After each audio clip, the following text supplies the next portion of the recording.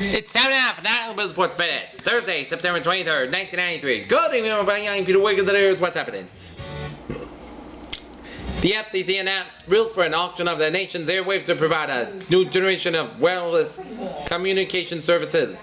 The government hopes to raise $10.2 billion in auctioning off as many as 7 new wireless services in every American city and town, each of which could be a potential competitor to today's cellular companies by providing a broad new family of portable phones and computer services. Sales of cars and light trucks built in North America increased 20.9% in mid-September, with almost every automaker posting gains over the same period a year earlier. The Travelers Board approved a merger with Primerica that would create a huge and diverse financial services company centered on wealth. Primerica's chairman says synergies beyond the using his company Smith Barney Shearson Brokerage Network to sell travelers insurance products. Viacom filed antitrust suits against QVC, Liberty Media, and Telecommunications in an effort to thwart their bids for Paramount, which was agreed to a merger with Viacom.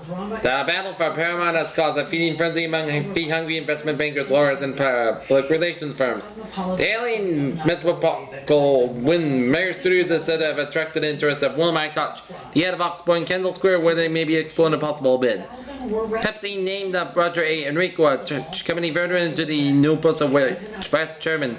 The move touched off speculation of whether Mr. Enrico was still an heir apparent.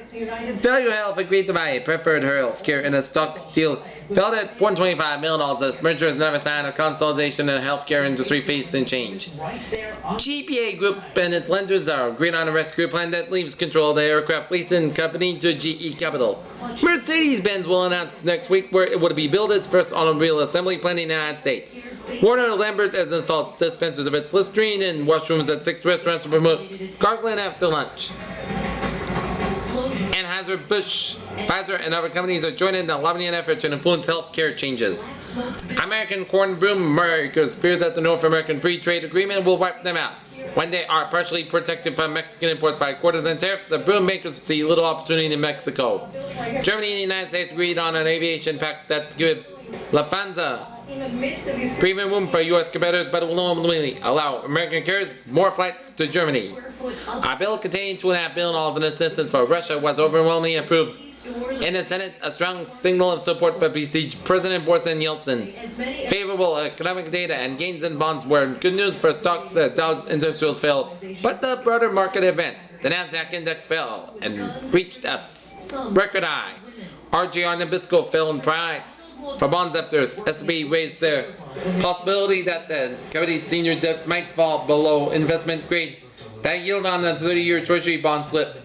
The dollar gained against European currencies amid political tension in Russia. Gold rebounded. Once mighty Nike has stumbled badly amid a pack of troubles in the athletic shoe market. Rep Collins has a new logo and a name as part of its rampant corporate industry and identity. Stock Dow Jones closed at 35.39.75, down 7.27. Dollar 105.90 yen, down 30 yen. Gold $308.10, up $4, and bond 6.06%, down 0.03%. That's coming in for now. This one for this Thursday, September 23rd, 1993 on that Thursday. I am Peter. Have a good night. I'll see you tomorrow. Good night.